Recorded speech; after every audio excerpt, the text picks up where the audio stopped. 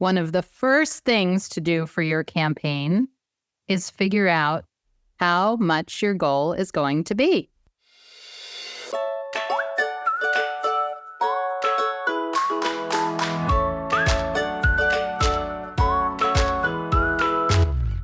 Welcome to All About Capital Campaigns, a podcast that provides fuel for your nonprofit's growth. Each week, Amy Eisenstein and Andrea Kihlstedt, co-founders of Capital Campaign Pro, provide practical tips about raising more money for your nonprofit organization. Here are your hosts, Amy and Andrea.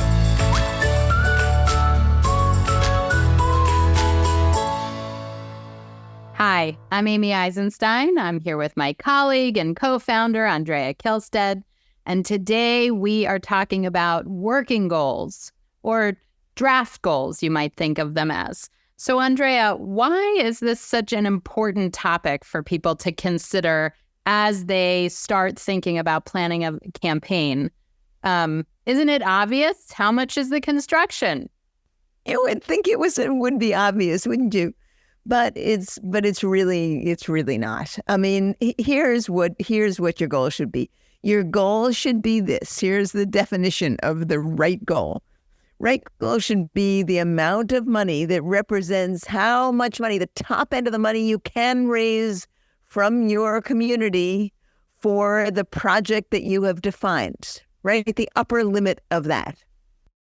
Yeah, that's so interesting. So we're going to dig deep into that, because what sometimes happens is that organizations will come to us and they believe that a feasibility study will just tell them in a vacuum how much is the most they can raise. So that's one piece of it, but they're missing the project piece. What are you trying to accomplish? What is the project for your campaign? What are the objectives for your campaign? And that has to be factored in as well. It's not just how much can you possibly raise, and that's not what's tested in a feasibility study, but what's tested for the specific project or the goal, the objectives you have. Yeah. So let's say, because a simple example, let's say you're going to build a new building for your organization. You've been in a rented building for the last 20 years. The landlord is going to take the building back. There's no question that you need another building. You can either rent a facility or you can build, and your board has decided to take the plunge and to go ahead and to develop a plan and to build a new facility that is going to serve your organization well for the next bunch of years. Build or buy property and build or whatever. Yes, I just want to make sure everybody knows, we're using these words, but apply it to your situation, of course. Yeah. So now, the other couple of things you might want to be doing within your project is that you may want to be including also an endowment of some sort, maybe to cover the cost of the caring for the building going forward.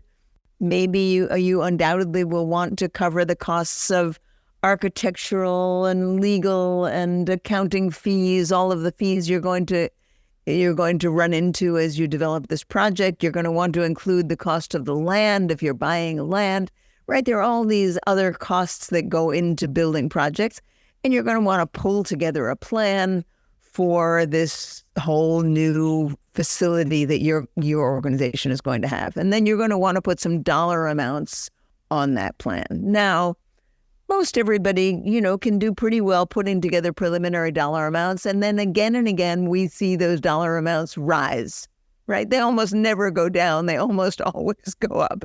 So while putting together a simple budget for what that's going to be, how much money that's going to be is a start, you will want to add some money to cover escalation costs, as to cover costs you haven't yet thought of. You're probably new to this kind of thing. It's going to cost you more than you think.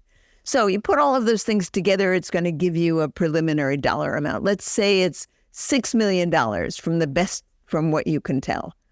And you go out and you test a $6 million preliminary goal for this particular project as you do your feasibility study.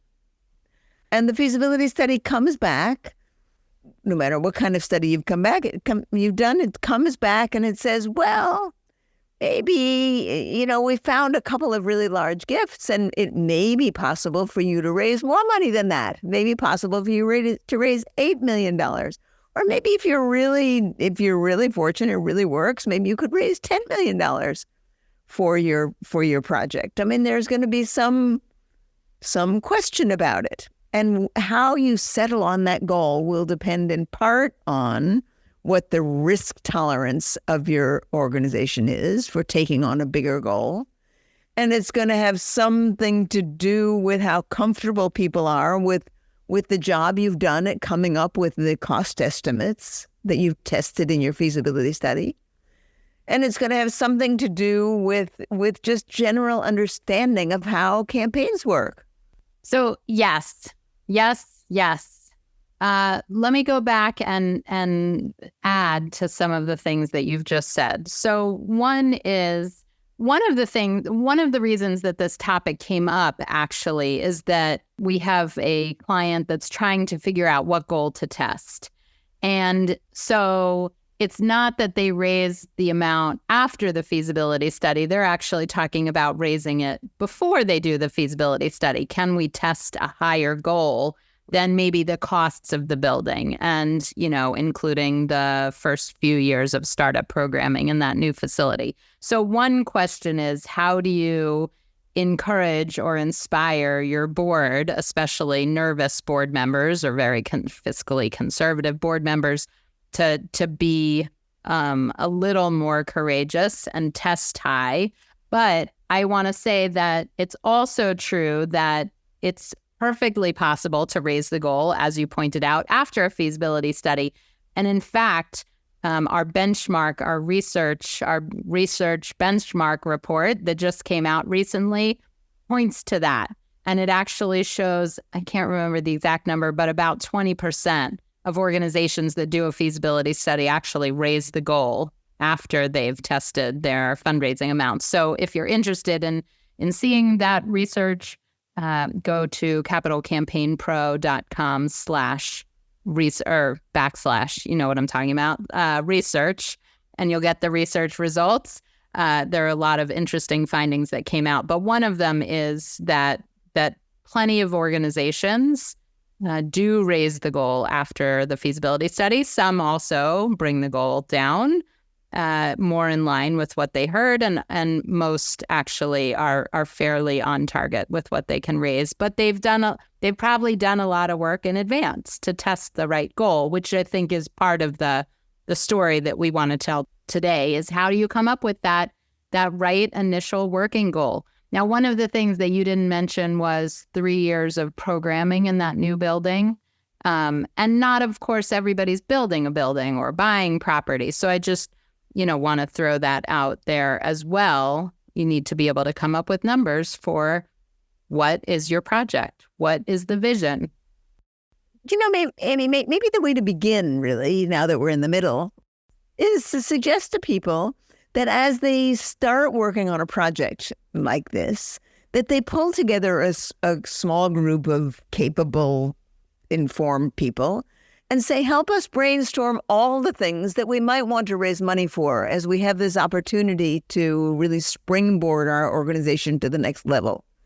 And actually spend some time thinking not just about the building that you want, but all the other things you might want to invest in for your organization to do more good in the community you serve. Yes. You might start there. I love it. Okay, let's put together a big picture, bigger ideas. And then let's see what those bigger ideas will cost. Let's test those in a feasibility study. And then we can always adjust our working goal based on what we've heard in the study. Now, I kind of like that, to have a sort of a blue sky planning process. Instead of just looking one step ahead, all right, we know we need a new building. Our landlord's pulling the lease, right? We know we need a new building. Don't get stuck there. Start by saying, okay, we know we need this. We're going to have a campaign. Campaign is an opportunity to raise more money than we ever imagined. Let us spend some time thinking big. So that's I think, pretty good advice as a way to start think big. Then number 2 is test that big goal through a feasibility study. Find out if your donors are going to be willing and interested, if your big donors are going to be willing and interested in support and giving you support at the levels you'll need to get to that big goal. And from that feasibility study, you're going to have some clearer idea of what is possible and what is not possible, or what might be possible. It's not going to be definitive, but it's going to give you important information about your largest prospective donors. Then you can sit down with your consultant and with your small group of smart people and say, all right, we now have some additional information. How do we want to rejig our planning to come into alignment with what we heard in the study? And as Amy said, you may increase your ideas, you may expand them, or you may contract them. But you're doing it based on something real, on these real conversations with your donors. All right. Now we're starting to home in on a working goal. You will have other opportunities to change your working goal. That's why we call it a working goal. And you're going to be able to do that at the end of the quiet phase of your campaign. Because once you've decided on a working goal and you start actually asking people for funds for your goal, for your campaign, you're going to see, well, are we really going to get the kind of support that we thought we were going to get? And maybe you will, and maybe you won't. Occasionally you don't. But before you go to the public phase of your campaign, you have a chance to revise your goal once again. You can push it up a little, or you can pull it down, so that by the time you actually announce the public goal of your campaign, you will be right on the money, because by that time you are working with real numbers. You know what those largest donors have decided to give. I think that's such a important and I think confusing concept for people who aren't extremely experienced in capital campaign fundraising, that you would be able to adjust your goal throughout the process as you move along towards the end of your campaign. And there are several opportunities, as you just mentioned, to adjust your goal. And we do call it a working goal, or you might think of it as a draft goal, through much of the campaign, as you see as you get to what are the upper limits of what you can raise for this project that you're working towards. And that's what this is all about. Amy, there's a really important point. It's sort of a trap that some people fall into, and I want to be sure that we review it here. There are some people who are naturally risk averse, right? They've built these organizations that are sound, that are financially sound. They've done that by pinching every penny and watching the dollars carefully, and my hat's off to them. That's fantastic. And it would be perfectly natural for them to say, why don't we start with a lower goal, see how we do, and then move up if we do well, right? That would be a natural way for someone who is fiscally conservative to want to move. But in the capital campaign business, it doesn't work well. So why not? Well, capital campaigns are based on a relatively few large gifts. And a lot of donors at the highest levels will base the level of their gifts on the size of the goal that they are asked to give to. So if you ask a significant donor to give a lead gift on a $5 million campaign, they're not going to be likely to say, well, I'll give you $2.5 million, which would be half the goal. It would feel too big to them, right? So, but if you were to go to them and ask them for a gift based on a $10 million goal, then a $2.5 million gift will feel much more appropriate. So you want to begin with a goal that is as high as you can get yourself to go reasonably, and then be willing to pull it back rather than the other way around, because your largest donors are not going to give at a higher level if you present a lower goal. I think that's such an important point. So I just want to make sure. Did everybody hear that? Did you zone out for a minute? Say it again, Amy. Rewind. Go back 30 seconds. I thought I was so clear. It was so clear. I don't think I could say it again. But the point is that if you set a low campaign goal, your biggest donors' sites will be lower than if you set a high campaign goal. And the example, of course, Andrea used was a $5 million goal. Then your lead gift is maybe $1 million, 20%. As opposed to if you're doing a $10 million campaign, your lead gift would be $2 to $2.5 million. So really, you're inspiring your lead donors to give more or inviting them to give more by setting a higher campaign goal. Thank you for always reminding us and me of that. Listen, way early in the podcast, when you were talking about things that you could include in your goal, of course, you mentioned endowment. And I am sort of on a tear to get people to stop using that word, which I think is highly charged in this field. So I wrote down maintenance fund because you were talking about maintenance for the building, right? So part of your campaign is a maintenance fund. But do you have to call it an endowment? It may function like an endowment, and you may save that money and use the interest and invest the money, and that's fine. You may have an innovation fund for new ideas and new projects, and that might be part of your campaign. But do you have to call it an endowment? Just like really smart organizations, educational institutions call it a scholarship fund. They don't call it an endowment fund. They call it a scholarship fund, but that's how it functions. So as you're setting your goal, you will include some long-term funds. Campaigns are about long-term projects and building your capacity. And part of that is having funds for the future. And so you'll include them. I just want us to think about language. Language is important. Yes, it is. And I'm so glad you brought that up. I really have to retrain myself, Amy. Old dogs are slow to learn new tricks, but I think that's a really good new trick to learn. I will do my best. No. And listen, you may or may not meet the goal for the fund portion of your campaign, right? The first dollars in need to go to construction and other shorter term fiscal needs.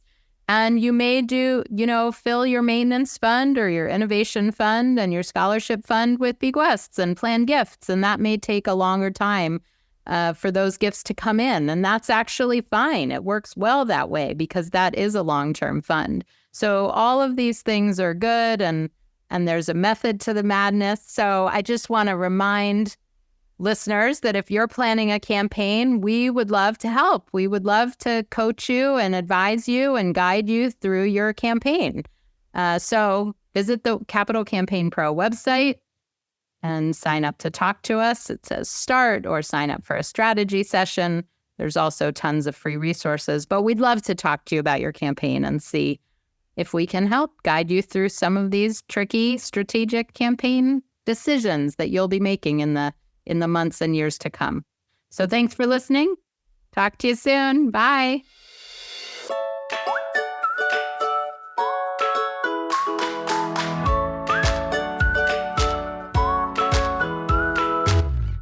Thanks for joining Amy and Andrea for today's All About Capital Campaigns.